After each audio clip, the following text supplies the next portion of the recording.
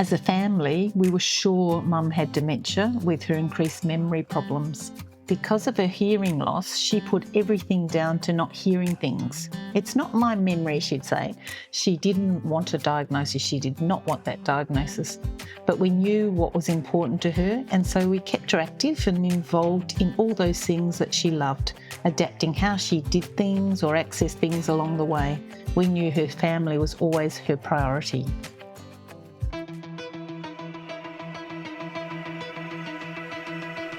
It's no secret, we are all getting older.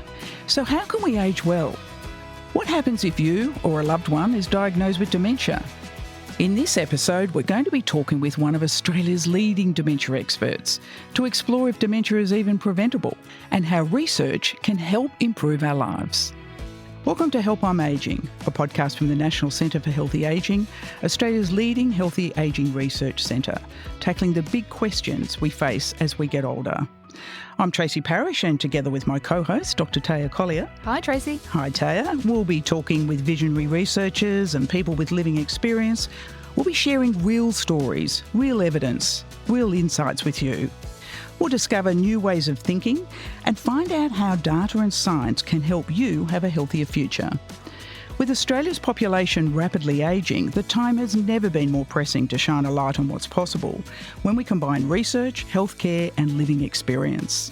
How can you age well? Let's find out. But firstly, Taya, come on, who are we? Tracy, I am a biostatistician, doing the stats at the National Centre for Healthy Ageing, loving my spreadsheets. And doing it very well, I hear. And I'm a journalist, an Olympic broadcaster turned medical research communicator, and now a podcaster. Taya, who we've got on board today? As you mentioned, Tracy, we are unpacking all things dementia today, diagnosis, risk factors, and perhaps ways to prevent it, and how research is helping to understand this condition that is something a lot of Australians think about. Our special guest is Professor Velandai Srikanth, a geriatrician and director of the National Centre for Healthy Ageing. Welcome. Hi, Taya. Hi, Tracy. I've got to say, with an intro like that, we're expecting something really big here, Professor Srikanth. First of all, before we get to what dementia is, let's just paint the picture of what the scale of the issue is across. When I say issue, but it's a major health factor for Australia at the moment. I'm hearing numbers like 446,000 roundabout Australians. That's about right. I think at least 450,000 people in Australia have dementia that we know of. So that's 5 MCGs worth. Oh, I hadn't thought about it that way. That's a lot of people. That's impressive. But the point is that that's probably just scraping the top. There's a lot of people with dementia that we don't know about that probably live so with they're the condition. Diagnosed and correct. Yeah, and recorded somewhere, obviously. Yeah, rather than self-diagnosed. And it's not just in Australia. I think the world it's a huge health condition for the current generations and future generations to deal with. If you look at dementia as such, it's now probably the second most common cause of death in the country and across the world. And is it rising because of the ageing population that I've talked about? I think that's a primary reason. As people get older, they're at higher risk. But there's probably a surge in other risk factors that we could talk about, could be controlled. Okay, we'll get to that shortly. 1.7 million carers who are involved in supporting their loved one or someone they know close. And then, of course, we've got residential aged care, where I think it's something like more than 50% of the residents have dementia. And that speaks to the complexity of the condition, the burden of the condition. So I've looked after parents and grandparents and in-laws who have had dementia, and it's not easy. My wife has too, and it's clearly a difficult thing for people to deal with their loved ones going through a transition of dementia, losing their memories, becoming more dependent physically towards the end. So it's a huge issue. And I wouldn't be surprised if there are more people than that who are caring for people with dementia. What is dementia? In the simplest way, dementia is a condition where there is a gradual loss of more than one or two cognitive abilities for a person, occurring most commonly as people get much older, but can occur sometimes in people who are younger. So is it an umbrella term? It is an umbrella term describing what I just said to you, and there are many causes for it, and that's what confuses people. So what people often refer to as Alzheimer's disease is actually a type of dementia. There's a development of proteins in the brain which are called Alzheimer proteins, which cause the progressive cognitive decline. That's Alzheimer's dementia. That's the most common cause of dementia. There are also other causes, such as vascular disease, for example, strokes and other things that occur in your brain from vascular health. There are certain specific kinds of dementia called frontotemporal dementia, which are related to certain parts of the brain not being healthy or having neurodegeneration, as we call it, or another one called Lewy body dementia. So there are different kinds of dementia depending on what's happening in the brain. But dementia itself is the umbrella term which refers to that progressive loss of cognitive function that might affect a person's life and function. And what is it not? If I start forgetting things, Where are my but I'm keys? getting older, So as I said before, aging itself is not synonymous with dementia. So as people get older, we're a little slower in how we think. We're a little bit more. We need to focus on one thing more than focus on several things at the same time. So those kinds of changes in speed of processing and attention, the kind of fundamental cognitive abilities, just that doesn't mean you have dementia. Dementia has got to be something much more than that, that really impacts on your life. Srikanth, you mentioned earlier that dementia is often noted as a cause of death for Australians. It's often written on a death certificate. And this is something that perhaps as a community we don't recognise and understand. Is dementia a terminal illness? In a way it is, but it's not a terminal illness in the way that cancer is. So That's confusing. it is confusing, isn't it? So cancer has a way of working into various parts of your body that affect the whole body, and then there is a decline that leads to death in some people. With dementia is different. It changes the way you are. It does change some biological parts of what you do. For example, your appetite, your muscle strength, the degree of frailty, as people call it. Mm-hmm. It can affect that. But it does increase the risk of other conditions occurring as well. And the most common kinds of things that occur to people living with dementia, particularly as they get to the latter stages of dementia, is infections. Right. So chest infections or urinary tract infections, and these things can become quite common. And why? Why does dementia make those things more common or make a person more susceptible to those? Yeah. So some people with dementia can have difficulty swallowing appropriately, so they can silently aspirate fluids into their lungs, and that could cause infection. So that's fancy doctor speak for stuff that should go into your belly ends up But in your might lungs? end up in your lungs. Right, okay. Exactly. Hygiene is often not easy for people as they get into the latter stage of dementia, and hence infections of the urinary tract can become common. When these infections happen, they cause the person with dementia to be quite ill, and much more so than an average person without dementia getting the condition. So they can get a condition called delirium, which makes them really, confused and agitated or anxious. That often increases the risk of dying by itself. Right. Medications that are given to treat people with dementia can have an adverse impact as well.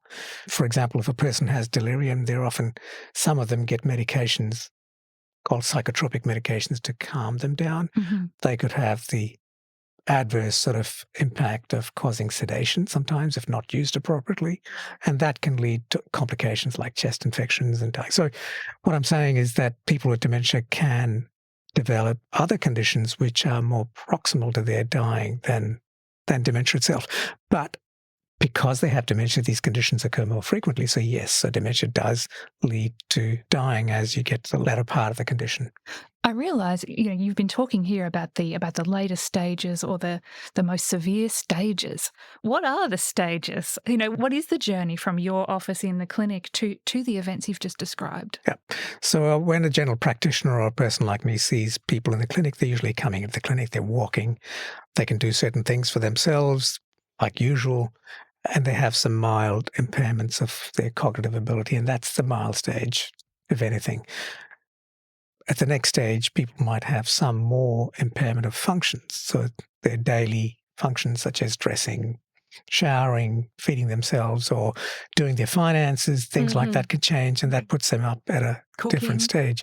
Cooking, which should have been an automatic and intrinsic things, if they've been doing that in the past, becomes more difficult.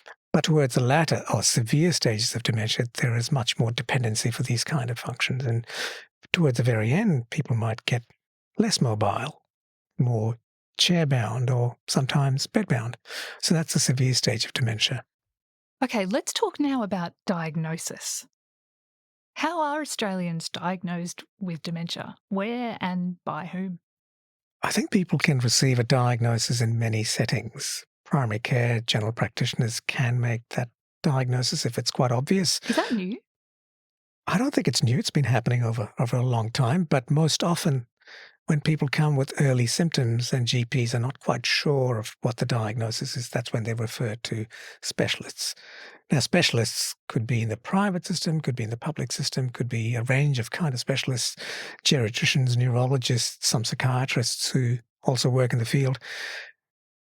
That's the next level of diagnosis, and that's probably where the diagnosis is clearly made or confirmed.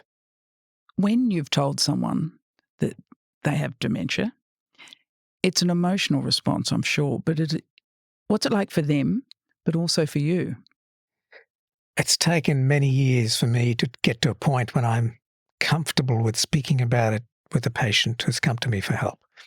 So early on in my career, I'd be worried about how I'd say this to them. But now I understand that the reason why people come to you is because they want clarity.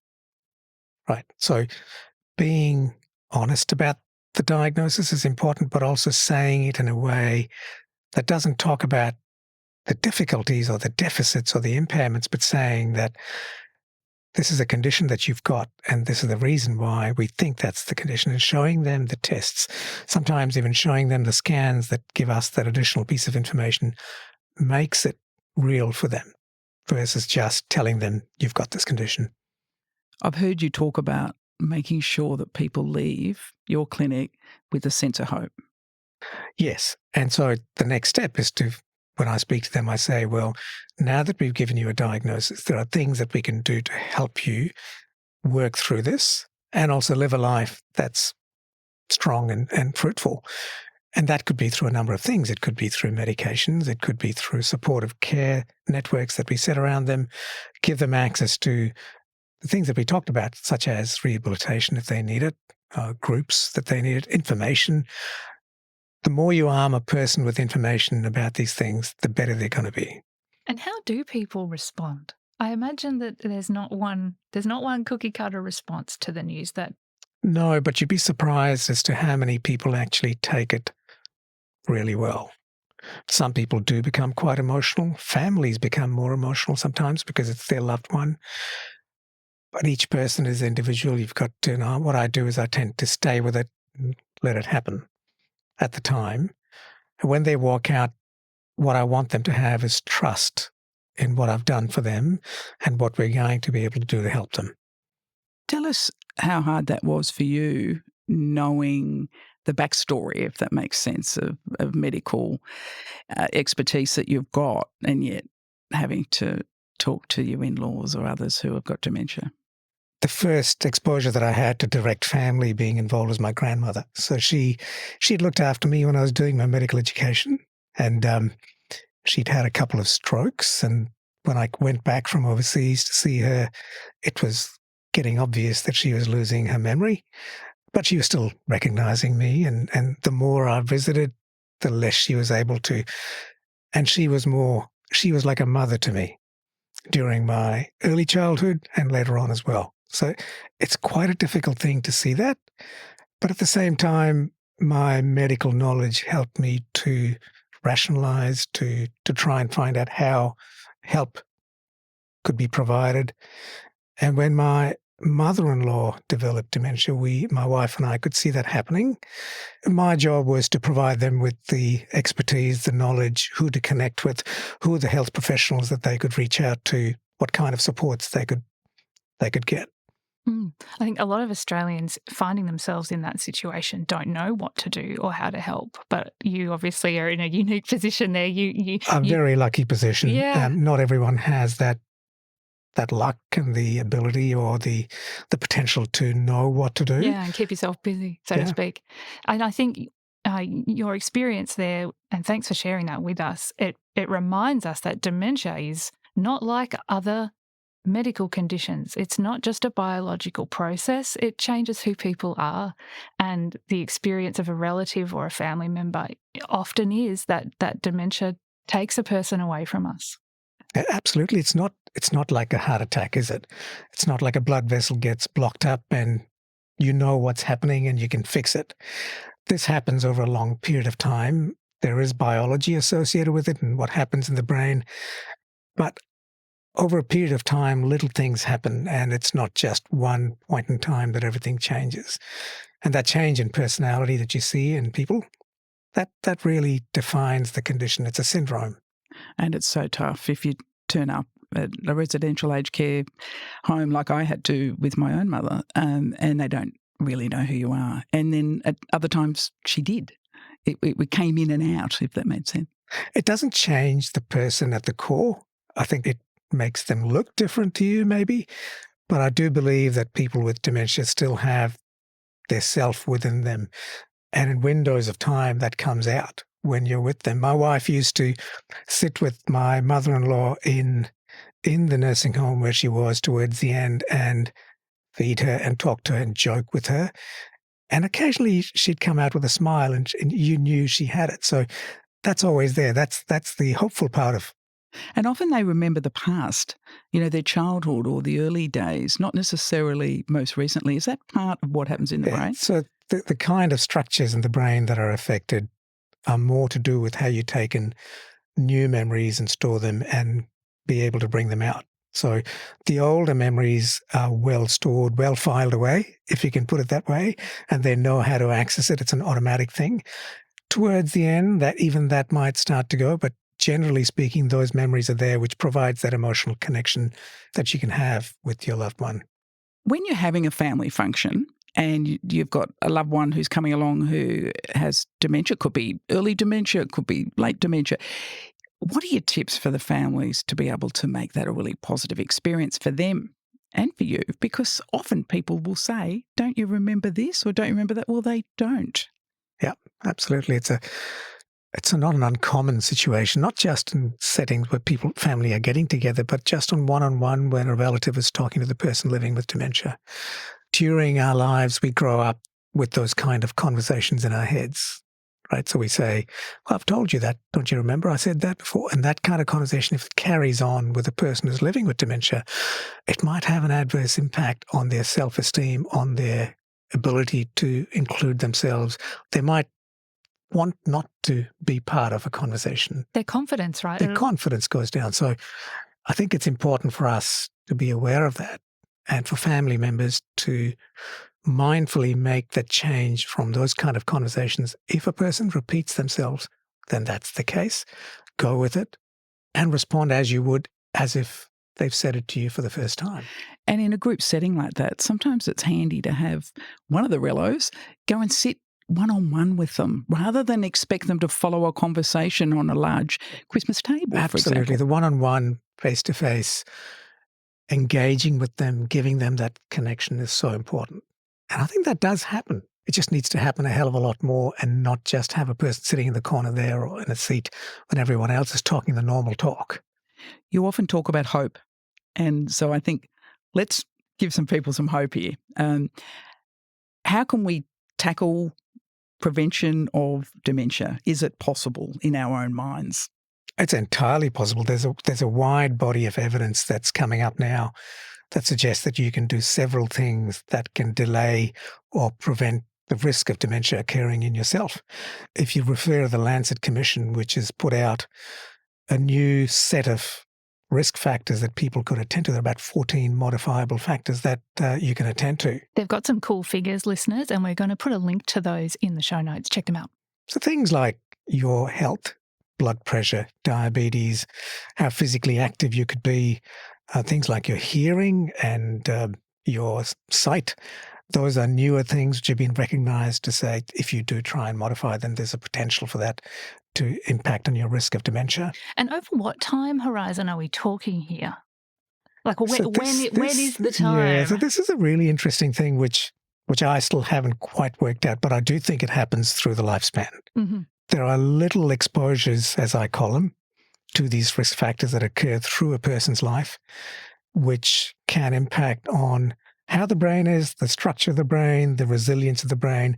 And then as you get older, there's more conditions that occur, diseases that occur, for example, strokes, that reduce the capacity of your brain. So to my mind, that prevention paradigm could be from very early life. Even I would posit childhood. even pregnancy. Wow. Where the evidence is not quite there yet, but it's a hypothesis well worth exploring. Okay, so to make it really clear for listeners, even though dementia usually manifests in older people and we see the symptoms in people over 60, over 70, over 80, is it the case that the beginning of the process and prevention can start in your 30s, 40s, 50s? Yeah, I think the understanding now is that it should clearly happen at midlife. Right. The prevention efforts should always be strongly occurring at midlife between 40 and 60 is what I would say. But that's when people are so busy. I mean, we talked about a sandwich generation. I'm just going to cut in here. That's when the last thing you can think of when you're trying to, not everyone's got children, but if you have got children, you're trying to juggle that, a career, you might have an older generation you're looking after. And I love the way doctors always say, look, if you could just look after your weight and exercise more, it'll all work. So over to you. That's what I say to people. And guess what I do? Most of the time I sit at my desk. But I know, you're playing cricket on the weekends. I do and try and do that in winter as well. But you're right. The busier the person is looking after not just themselves, but others, children, family, the less they are able to attend to their own health. But there must be some way that we can focus their attention on this. And let's talk about perhaps the benefits of doing so and see if we can give some encouragement and motivation to the folks out there. So can we talk about cardiovascular disease, which is not perhaps what listeners are expecting us to go deep into in an episode about dementia, but looking after stuff like your heart, your blood pressure, your blood glucose. Why is that a part of dementia prevention? Your brain cells require good blood vessel health. So if your blood vessel health is good, your brain cells survive and do better. They function better. That's a very simple explanation. But if you look at where that blood vessel health has to be attended to, things like high blood pressure, which occurs in midlife and gets worse. Yeah. Keeping control of that starts to reduce your risk of strokes happening as you get older, or little white spots that might occur in your brain on an MRI, which are related to high blood pressure. All that can change how efficient your brain is. Diabetes, we know that diabetes increases the risk of brain aging and then dementia. It's not just controlling blood glucose, but maybe there are other things that diabetes does by increasing inflammation, for example. Both types of diabetes? Certainly type 2 diabetes, but the evidence is gathering for type 1 diabetes, and hence, you're thinking about what happens even early in life.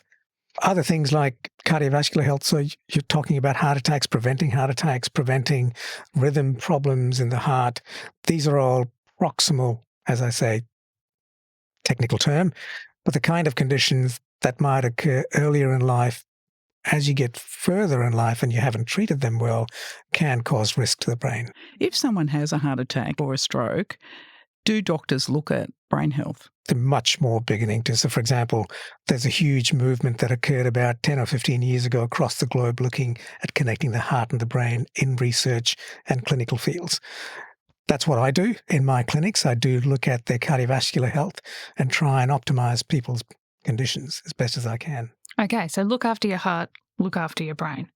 I have prepared a fun game for you because I think if you are on the internet or watching the TV, you are bombarded pretty constantly with some very aggressive headlines about ways to, quote, prevent dementia. And we have experienced at the NCHA our own work kind of inadvertently fueling the media frenzy around dementia. And so I have got a fun rapid fire set of things and I want you to let listeners know, is this worth doing to prevent dementia? And Is that a yes, no, but is there a don't know? Yeah, you can phone a friend or pass. Did you get a pass? Okay, here we go. Drum roll. Turmeric. I don't know. But But I guess the reason I've picked this is there's a whole superfood universe, blueberries, turmeric, some weird algae extract in a bottle. Like, in the scheme of things, how important are these products or these molecules? I think it speaks to the general principle of having a really good diet Okay. as a preventative piece for dementia. Right. And that speaks to the kinds of diets that rely less on red meat, rely less on fats and harmful stuff, rely more on nuts and fruits and legumes, things like the Mediterranean diet might be used to. That's what this speaks to. There is a body of evidence out there, not quite strong in my view, but others might think differently, that these antioxidant-related superfoods could help. If they don't cause harm, I'm not stopping people from, having them or eating them. That's what I tell my patients. Mm-hmm. If they cause them harm, then don't take them. Right. But if you've got a good diet, if you're looking after what you eat, you perhaps don't need to race to the chemist and buy some more. Yeah, right. Yeah, exactly. But that is harder for many people, though. So yes. not many people have access and the ability to have a good diet. And that might be because of their socioeconomic status, their condition, cost of living is really high. So how do you try and have that perfect diet? Okay, here we go. Sudoku. Anything that keeps your brain active, I promote. If it is connecting play, Wordle, for example. I love Wordle because there's a bunch of us that do Wordle in the morning. I think it's a cult. It's a cult. But when it came on during COVID, right? But such a simple paradigm of just that thinking and working and reasoning. That kind of stuff is so important for us, which means having purpose in life that allows us to use those abilities in work, around us, in families. That's what keeping the brain active means, or maintaining your brain. Professor Henry Brodati has done this amazing study in New South Wales and in Australia, Maintain Your Brain, it's called, and it was published in Nature. And that shows how much, not just looking after your heart health and other things, but having your brain do activities that are useful really helps reduce the risk of dementia. Is there a hierarchy, though? Like, I'm wondering, is a crossword or Sudoku on the weekend, is that in the same ballpark as trying to learn a new language as an adult, trying to take up a new musical instrument or a new hobby that's really pushing your brain to the limit? Truth is, I don't know. Yeah, and this is an area for research. Does the intensity of your brain activity cause more neuronal connections? Does it prevent or give you the resilience against further decline? The truth is, I don't know. This is an area well worth looking at. Mm-hmm. So, but do what you enjoy, right, and keep your brain active. That's the message. Absolutely. If you can do certain things that keep you active, keep you connected, keep your mind working on problems, solving problems. And does that relate also to people when they retire? Because they drop off sometimes in learning new things. I'm scared of the word retirement, if you ask me. I know. Very scared of the word retirement. I don't know what I do when I say I retire. But the reason behind that is I think if I didn't use my brain in the way that I want to, that keeps me engaged and keeps me active in a certain way, then it's likely that I will lose that resilience to other things happening to me. So keeping active in some fashion, not just physical activity, but brain activity in some fashion would be useful. There is good evidence, though, and this is coming from Tasmania, that this was a great study done in the University of Third Age. They recruited people from the U3A to do a university course well after their retirement, and there was some clear evidence there that they had benefits. Mm-hmm. This before AI? This is well before that. And some lecturers who are actually using AI this or well overusing AI. This was about 10 years ago. If you look at that publication, it's quite an interesting piece of work. Here comes an easy one, perhaps. Seeing other human beings. Oh, it's such an important thing. I sit in my office sometimes and I have to get out and walk just because I want to see people or say hello to people. And having connection to others is such an integral part of a human's life. And I would think it has impact on several health conditions. I can't say for certain that it does prevent dementia, but I'm certain that it has health benefits for other things. And there's link with hearing loss and lack of social cohesion, where people might go out with friends but sit in a busy restaurant and can't hear or understand other people, so they stop doing it. Hearing loss is really an interesting phenomenon. There are probably biological connections between hearing loss and the way the brain responds. Our senses provide the brain with its input and stimuli to keep it active and engaged. So your vision, your taste, your hearing, your touch. And if that's impaired, there must be an element of your brain not being energized or cranked up, so to speak. Hearing loss has two elements to it. One is, yes, what you said, that is social disconnection, and that's a really an important thing for people as they get older when they get sensory neural hearing loss or the nerve-related hearing loss. And that combined with these biological things that I just spoke about could have an impact on how their brain works. So being alone is bad for your brain? Being alone is bad for everything.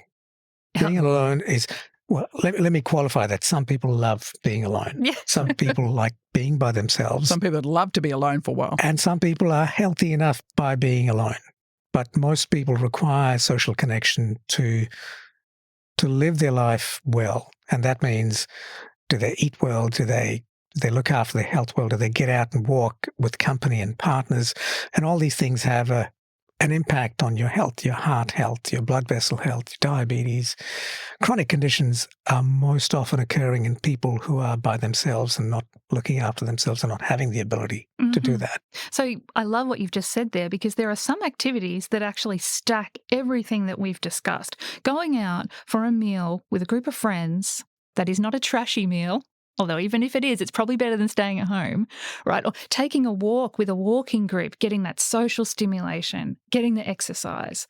So a dance class is something that's physical and social and mentally stimulating. Like, that's the gold. Is that right? I would imagine so. Imagine trying to get all those inputs into one activity. That is easier to do than trying to let me do Sudoku and then I'll go just for a walk and then I'll do something else. Getting together a bunch of people and playing cricket, that's what does it for me on a Saturday. Taya, you haven't asked the question, the big one, alcohol. Oh, that is a big one. Alcohol's had an interesting journey over the years. There's been this recommendation that some alcohol is good for you and the recommendation that some alcohol in moderation is okay, but more is bad for you. But there is a growing body of evidence that alcohol by itself is a toxin. It can affect many organs, including your brain. If you don't drink it, it's probably better for you in the long run. If you do, keep it to a bare minimum. There are so many options coming out now in terms of alcohol. You can have things that taste like alcohol and give you that sense that you're drinking alcohol, but it's not alcohol. So on balance, if you're really worried about your brain health, alcohol is something to be thinking about? Absolutely. I would try and minimize and avoid it. If you do have cognitive impairment, a person has cognitive impairment or dementia, then alcohol can really make that worse. Okay, I got one more. Looking after your mental health. Yeah. There's a substantial body of evidence out there that suggests that people who have dementia have significant problems with their mental health, and that is understandable because they're trying to deal with mood. What is it? Anxiety, right? Of course, yeah. Depression or depressed mood. But there's also another body of evidence that suggests that people who've had long-term anxiety and depression, they might be a little bit more at risk of developing cognitive problems later on. And how that happens, we don't know. It may be linked to other parts of your health, like your heart health, for example. Yeah, stress we know is bad for the heart, bad for the brain. Yeah. And the final one I'll add in there is video games. Because young people are spending a lot of time online and have been for a long time now, well over 10, 15 years. And is that going to be a factor down the track? Are we going to find out later that has been a problem? I think the jury's out on that. There's a body of people who say that active engagement with video games keeps your neurons firing, your reaction times firing, you're faster at what you do. There's another body of evidence or people that say that, well, it's not giving you sustained attention on one thing, it's dividing your attention from one to another, and the structure of how your brain works is different. And I suspect that in generations we will see that. And it'll be nice to see cohort studies coming out that look at the association between use of these kind of technologies and brain health in the future. I was going to say, I'm a lifelong dedicated gamer.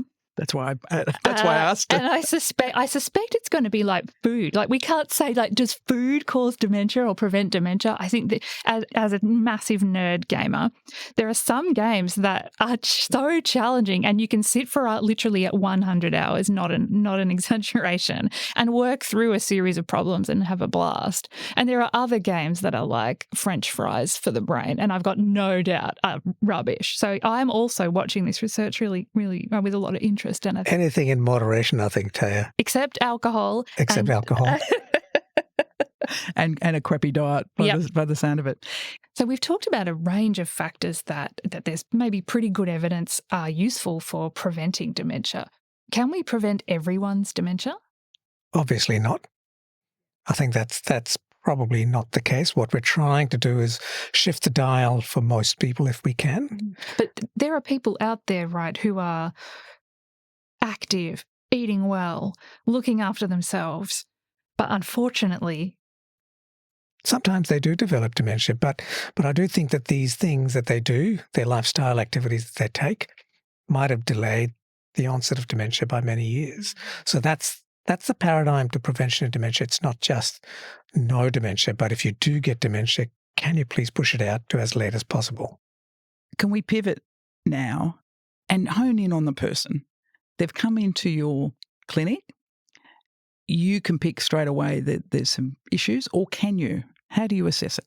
Not all the time. Maybe sometimes you have a higher sense of suspicion that something's not quite right, but they're coming there because they either have noticed themselves that something's not quite right with them, or family members have suggested that they come to see us because something's not quite right. And how do they get there? Are they referred to you by a GP? So I'm in a specialist clinic, so it's mostly referrals from general practitioners. The general practitioners are their first real port of call from a medical point of view. So they might have already been primed for something to a certain extent. But the first thing that I do is get to know the person. I spend about 5 or 10 minutes really finding out who they are. I don't go to the heart of the problem about their memory symptoms straight away. I ask them. So what are you asking me? So, Tracy, tell me a bit about yourself. Where were you born? Well, in the country. Tell me where and how far away in the country. Where was that? Well, I was born in Albury.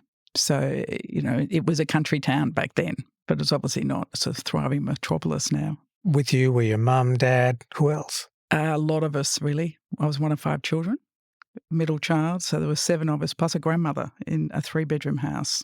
Yep. And tell me about your siblings. What are their names? Do you really want to know all that? Yeah. I can see the cogs turning. What are you looking for? What are you noticing? I'm trying to get a sense of them purely that I'm not doing a test here. Oh, right. You're not can you remember your own siblings' names, Tracy? No, not at all. No, okay. And things might come out in conversation, which I take note of, but my purpose is not to do that. My purpose is to put them at ease, get them to talk about themselves, to let me know who they are, because if I do have to give them a diagnosis, if something's quite wrong, then I know how to approach it because I know who they are. But you were asking me who I was, like where I was born and who my siblings were. Who you are now is a bunch of things from who you were when you were born right up to now.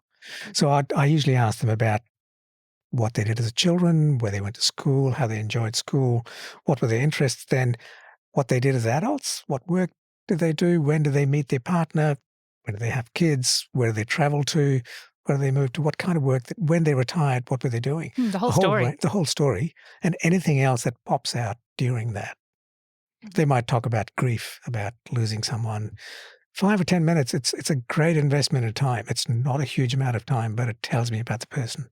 And then what is the process? If someone is referred to you because there's a question about memory problems, what is the process for working out if someone has dementia and then communicating that? So when I put them at ease and they're ready to talk about their condition, then I speak to them about what they're going through, ask them to describe the kind of symptoms, as we call them, how it's affecting their life and daily life, get their perspective, validate them, and then say, can I ask your partner about this? And if they say that's okay, I do reassure them that sometimes the partner might say something slightly differently, but it's for me to judge what's right and what's wrong. It's not about a debate. And why is it important to hear from someone else? Because sometimes the someone else has information that goes towards a diagnosis.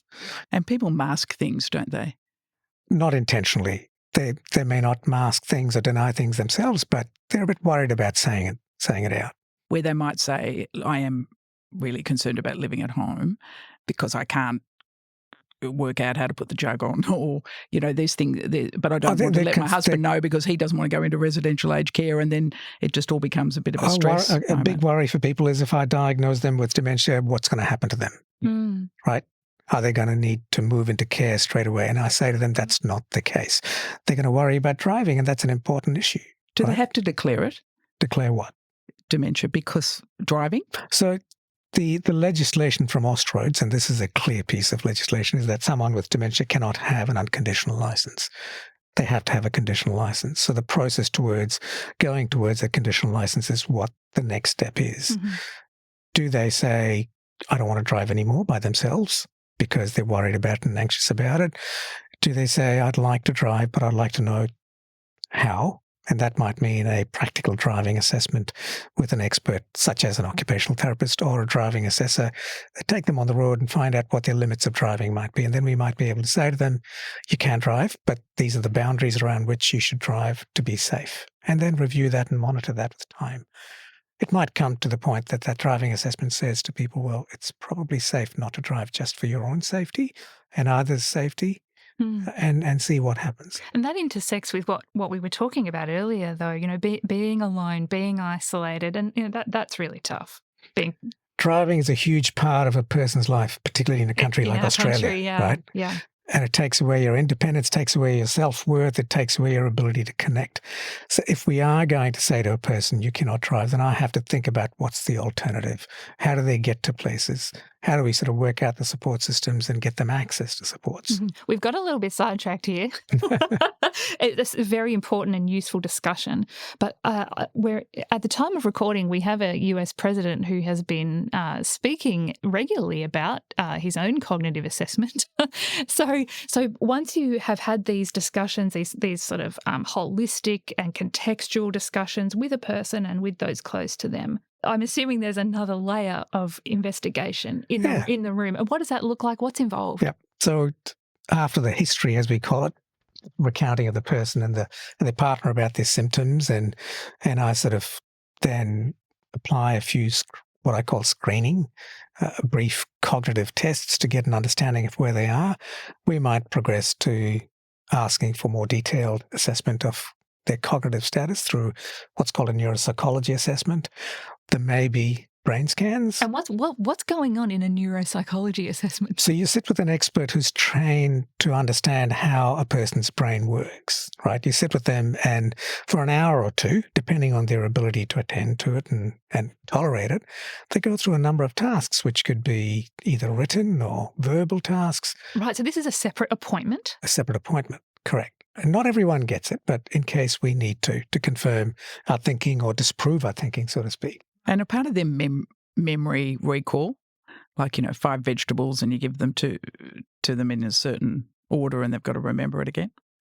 There are a number of kinds of memory tests, and I don't want to go to the details of those kinds of tests because each one has a different flavour to it. But the idea is generally to test someone's memory, you might be given a set of information and asked to consolidate that and know that you've taken it in, and then ask for that later on. And so how you bring it out, how much you bring out, and whether clues or prompts help you gives us a lot of information about how your memory works. And it's not just memory, right? We've been using the terms memory and cognition sort of interchangeably, and that's very common in the community. But there's more to our brains than just memory. Correct. There's a number of functions. The most fundamental of a brain's function is to be able to attend to things. Right, so to focus, concentrate. What we call attention or attentional ability. And we look at that. We look at how quickly people take in information and react. We call that speed of processing. Then there's the whole function of being able to plan, problem solve, come to a conclusion that is logical, take something to its logical end. That's called executive ability. There's all kinds of things that we tap into, so we try and get an understanding of how the complex thing that the brain is working overall. And the reason I ask that is, does everyone with dementia have memory problems? No. There are different kinds of dementia where people with, say, for example, the most common kind of dementia, which is called Alzheimer's dementia, they certainly do have memory problems. There are people with other kinds of dementia, like frontotemporal dementia, for example, where it's more about how their ability to communicate, Right. language or generation of words could be an issue. Right. Not necessarily their memory. They remember things perfectly, but it's how they express things. That's a difficulty. Yeah. And what's vascular dementia? Vascular dementia, I think, is a way of saying, well, the person has vascular disease that is contributing to that dementia. So they could have strokes in their brain. They could have these white matter lesions or white spots on their MRIs, hypertension leading to that. So that in my simple book of description is what I would call a vascular dementia. So there are lots of ways to have dementia. And I think in the community, there is a stereotype, right? It's a forgetful older person.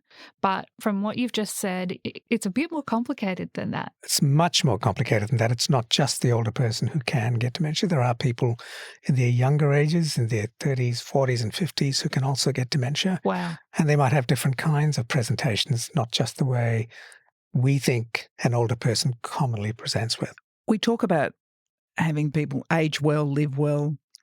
If you've got dementia, how can they live their best life? Can we touch on some of the amazing projects that have been underway at the National Centre for Healthy Ageing, for example? One I particularly want to talk about is rehabilitation for people with dementia. Tell us more about that. Yeah. So just because someone has a diagnosis of dementia doesn't mean that they cannot do things as they live towards the rest of their lives. There are people who can do many things. There are people who are engaged in many kinds of activities. But an important thing for people with dementia is not to be excluded from the kind of things that you and I can have access to maintain our health, and rehabilitation is one of those things.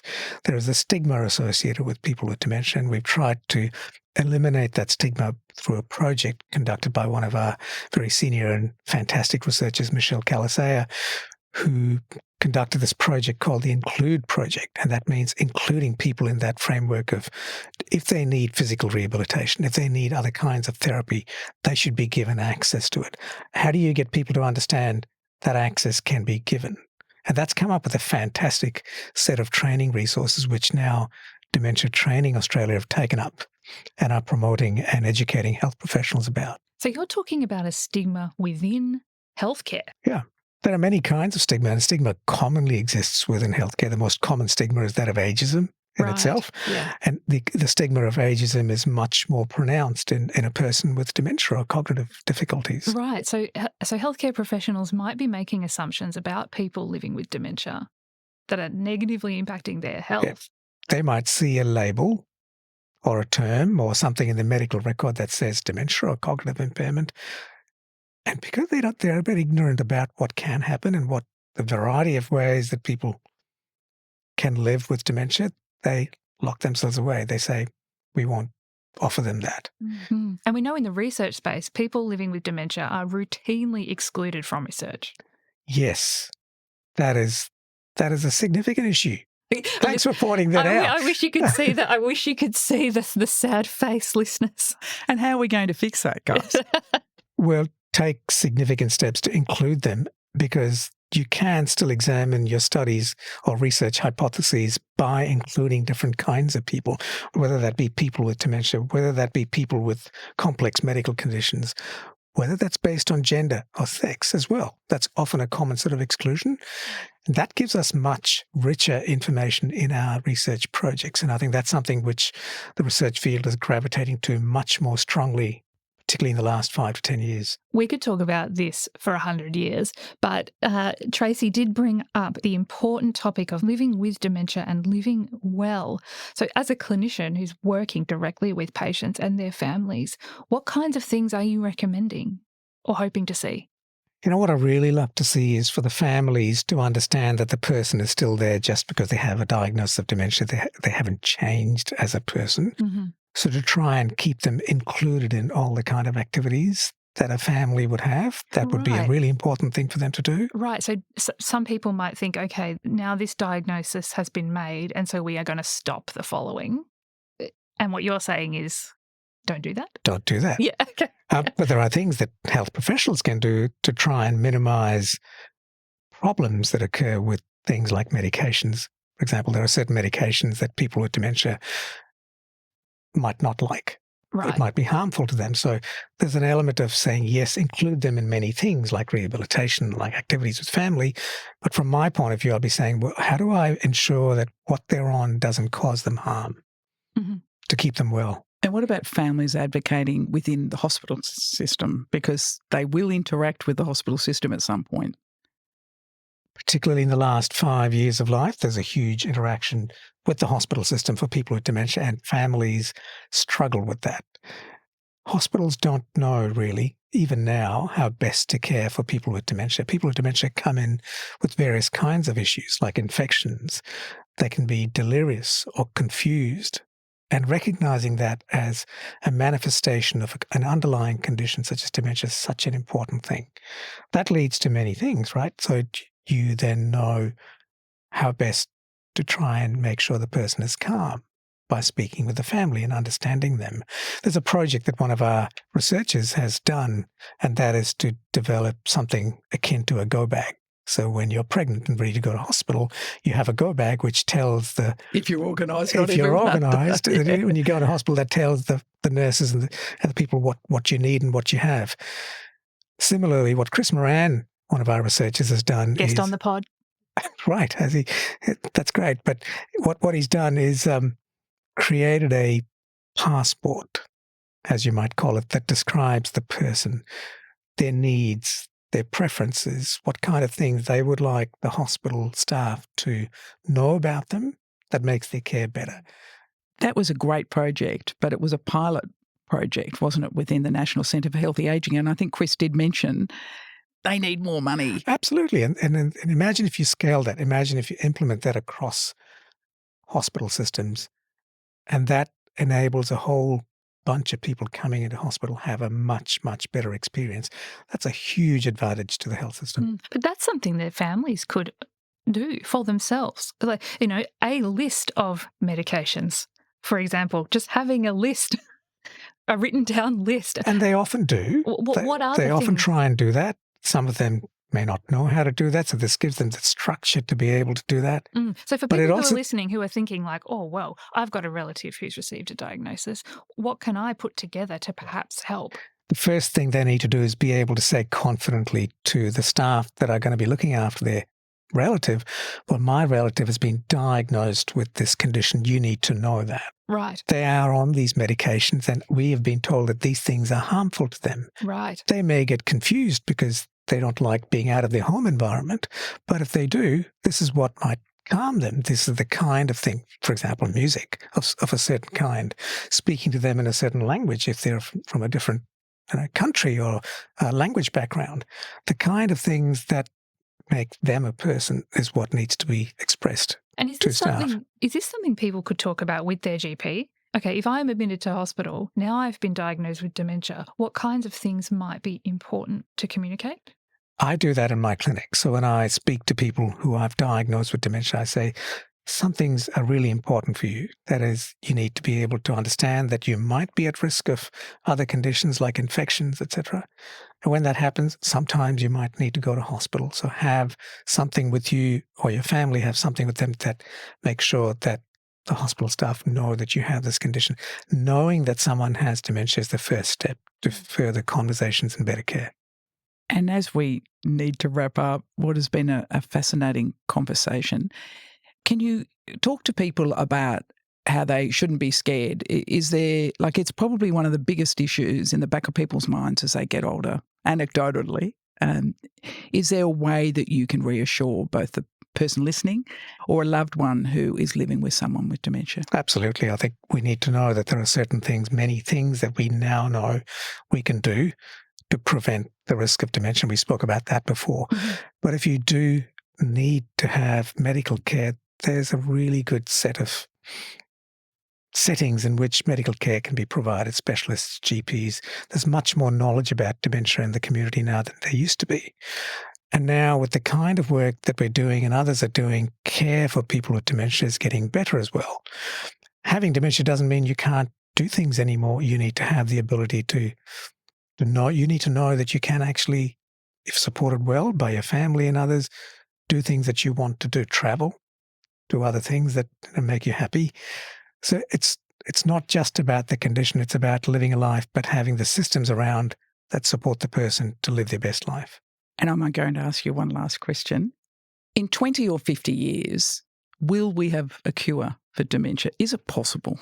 Do you want my optimistic view or do you want my realistic view? Always realistic. Okay, realistic view is that my perception of dementia is that it occurs over a really long period of time because of multiple little causes that contribute to it. To have a cure, you must have a cause that is so strongly the cause by itself that you can actually do something about it to cure it. Look, there's a lot of work going on now for developing medications that take out proteins from your brain that might have an impact. And there's a bunch of medications that are coming on board, but none of them are going to be a cure. They might change the way the disease progresses and so help people stay in a better position throughout the rest of their lives. So there is clearly optimism.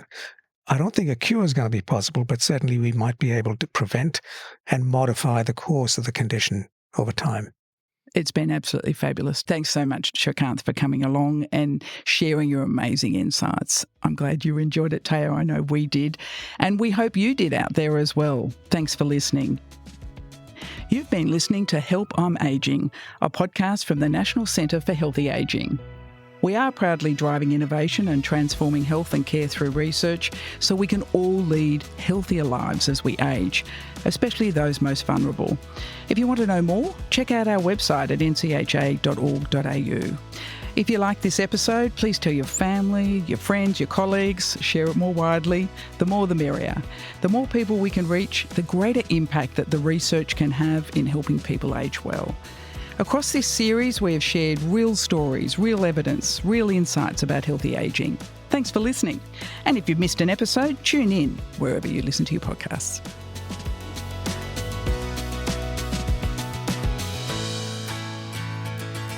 This podcast was recorded on the land of the Boonwurrung Bunurong people of the Kulin Nations.